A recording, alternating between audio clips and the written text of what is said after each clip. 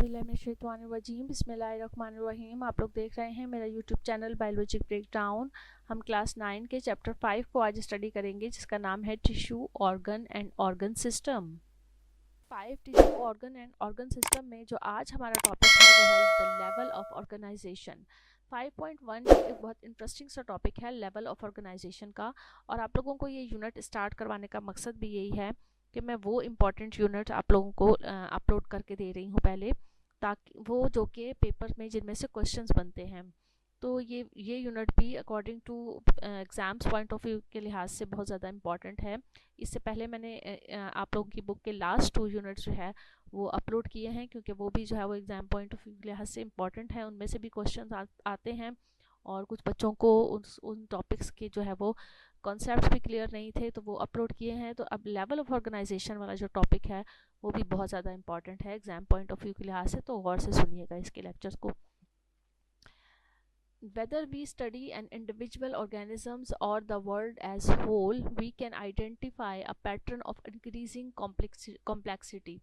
आज जैसे जैसे हम इंडिविजुअल ऑर्गेनिजम्स को पूरी दुनिया में स्टडी करते हैं, हम देखते हैं, तो हम आइडेंटिफाई करते हैं कि हर चीज़ जो है वो मज़ीद पेचीदा होती चली जा रही है।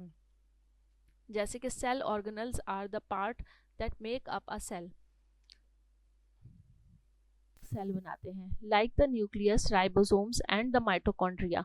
जैसे हमने सेल के बारे में स्टडी किया था अपने यूनिट नंबर 3 में, कि सेल के बहुत सारे ऑर्गेनल्स होते हैं, जिसमें न्यूक्लियस है, राइबोसोम्स हैं, माइटोकॉन्ड्रिया हैं, गोल्जी ऑपरेटस हैं, और बहुत सारे ऑर्गेनल्स हैं। वो तमाम ऑर्गेनल्स मिलकर क्या बनाते हैं, एक सेल बनाते हैं। तो each individual organelle has a specific role to play, and when combined multiple organelles will form a single cell. अब हर ऑर्गेनल का हमने पढ़ा भी था, और ये चीज़ ऑब्जर्व भी की गई है कि हर ऑर्गेनल जो है, हर इंडिविजुअल ऑर्गेनल का अपना एक स्पेसिफिक रोल है, अपना एक स्पेसिफिक फंक्शन है जो कि वो कर रहा होता है। और फिर वो जब वो साथ मिल जाते हैं सारे मल्टीपल ऑर्गेनल्स, तो वो एक मुकम्मल सेल बना लेते हैं। The cell in complex multicellular organisms like human beings are organised into tissue. और यही सेल्स जो कॉम्प्लेक्स होते हैं, मल्टी सेलुलर होते हैं, और ये एक ह्यूमन बींग्स, जैसे कि अगर आप ह्यूमन बींग की एग्जांपल लें, तो ह्यूमन बींग्स के अंदर ये सेल्स जब आपस में ऑर्गेनाइज्ड होते हैं, तो ये क्या बनाते हैं, एक टिश्यू बना लेते हैं। For example, group of similar sales that work together on a specific task. अगर हम ऑब्जर्व करें ह्यूमन बॉडी को, तो उसके अंदर मुख्तलिफ किस्म के जो सिमिलर सेल्स होते हैं, मुख्तलिफ किस्म के मीन्स के सेल्स तो डिफरेंट होते हैं, लेकिन जो उन डिफरेंट सेल्स के में जो सिमिलर सेल्स होते हैं, वो जब आपस में इकट्ठे होते हैं, और इकट्ठे इसलिए होते हैं क्योंकि वो एक दूसरे से स्ट्रक्चर वाइज सिमिलर हैं और फंक्शन वाइज भी सिमिलर हैं, तो वो मिलकर एक स्पेसिफिक टास्क परफॉर्म करते हैं। तो वो जो सिमिलर सेल्स इकट्ठे हो रहे हैं, और उनको जो है वो क्या कहा जाएगा, उन्हें टिश्यूज़ कहा जाता है। Organs are structures made up of 2 or more tissues organized to carry out a particular function, and groups of organs with related functions make up different organ system. और इस तरह से ग्रेजुअली ये चीज़ें पेचीदा होती चली जाती हैं, कॉम्प्लेक्स होती जाती हैं, जैसे कि टिश्यूज़ जो हैं बाद में एक ऑर्गन में कन्वर्ट हो जाते हैं। वो एक मुख्तलिफ टिश्यूज़, ज़्यादा मोर टिश्यूज़ जो है वो ऑर्गेनाइज्ड होते हैं और एक पर्टिकुलर फंक्शन परफॉर्म करते हैं। तो वो पर्टिकुलर फंक्शन जो है वो उसे हम कहते हैं कि ये एक ऑर्गन परफॉर्म कर रहा है। और इसी तरह से फिर डिफरेंट ऑर्गन्स जब आपस में मिलते हैं, तो वो एक पूरा ऑर्गन सिस्टम बना लेते हैं। At each level of organization, cell, tissue, organs and organ system structure is closely related to functions. For instance, the cell in the small intestine that absorb nutrient look very different. अच्छा, यहाँ आपको इस जो paragraph है उसमें बताया जा रहा है कि हर लेवल ऑफ ऑर्गेनाइजेशन में, यानी हमने ये पढ़ा कि पहले ऑर्गेनल्स थे, ऑर्गेनल से सेल बन गए, सेल्स इकट्ठे हुए, सिमिलर सेल्स इकट्ठे हुए तो टिश्यूज़ बन गए, सिमिलर टिश्यूज़ इकट्ठे हुए तो ऑर्गन्स बन गए, और ऑर्गन से फिर एक ऑर्गन सिस्टम बन गया। तो ये स्ट्रक्चर जो है वो क्लोजली रिलेटेड हैं अकॉर्डिंग टू फंक्शंस भी। और for instance the cell in the, मिसाल के तौर पर वो आपको एक एग्जांपल दे रहे हैं कि स्मॉल इंटेस्टाइन जो है एब्जॉर्ब न्यूट्रिएंट को एब्जॉर्ब करती है, look very different from the muscle cells needed for the body movement, उन सेल से बहुत ज़्यादा मुख्तलिफ नज़र आती है देखने में स्मॉल इंटेस्टाइन जो है, जो कि सेल बॉडी मूवमेंट में हेल्प कर रहे होते हैं, यानी मसल सेल्स। तो the structure of the heart reflects it's jobs of pumping blood through out the body, while the structure of the lungs maximize the efficiency with which they can exchange gases। यहाँ वो आपको बता रहे हैं कि हमारी body के हर organ, different organs जो है वो डिफरेंट फंक्शन परफॉर्म कर रहे हैं, जबकि वो सारे ऑर्गन्स जो है वो मसल्स से या टिश्यूज से मिलकर बने हैं। जैसे हार्ट है वो बॉडी पंपिंग का काम कर रहा है, ब्लड पंपिंग का काम कर रहा है, और इसके साथ साथ हमारे जो लंग्स हैं उनका एक अलग फंक्शन होता है, वो एक्सचेंज ऑफ गैसेस का काम करते हैं। तो ये मुख्तलिफ किस्म के ऑर्गन्स जो है वो मुख्तलिफ फंक्शंस परफॉर्म करते हैं, और वो बनते कैसे हैं, वो सिमिलर टिश्यूज से मिलकर बन रहे होते हैं। अगर हम इसी को एक टेबल की फॉर्म में देखें तो ये टेबल में आपको नज़र आएगा कि कहाँ से लेवल ऑफ ऑर्गेनाइजेशन जो है वो स्टार्ट होती है। तो ये level of organisation and their explanation है। ये क्वेश्चन जो है वो लॉन्ग क्वेश्चन के तौर पर भी आ सकता है, इसमें आप लोगों को डायग्राम भी साथ साथ ड्रॉ करनी होती है, और इस फॉर्म में भी आ सकता है कि आपको टेबल दिया हो और उसे कंप्लीट करने के लिए कहा जाए। तो ये लेवल ऑफ ऑर्गेनाइजेशन में सबसे पहला लेवल जो है वो एटॉमिक लेवल है।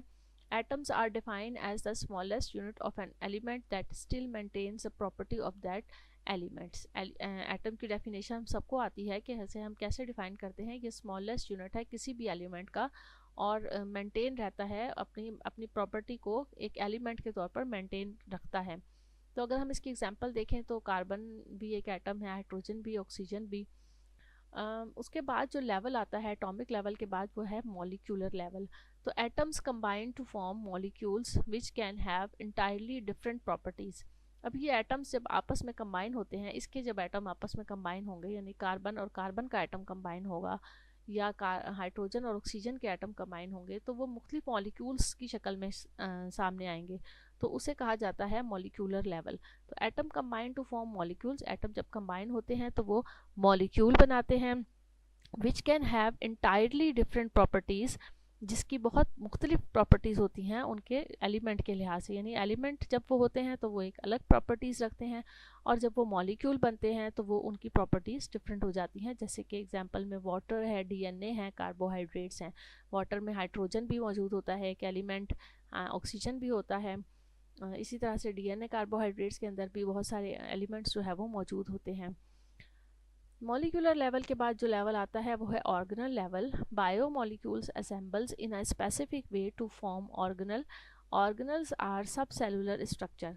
बायोमॉलिक्यूल्स जब असेंबल होते हैं, ख़ास तरीके से असेंबल होते हैं, जिसमें वाटर, डीएनए, कार्बोहाइड्रेट्स, इस तरह के मॉलिक्यूल्स हैं, इस तरह के और भी बहुत सारे बायोमॉलिक्यूल्स जो हमारी बॉडी में मौजूद होते हैं, वो जब असेंबल होते हैं तो वो क्या बनाते हैं, वो एक ऑर्गेनल बना लेते हैं।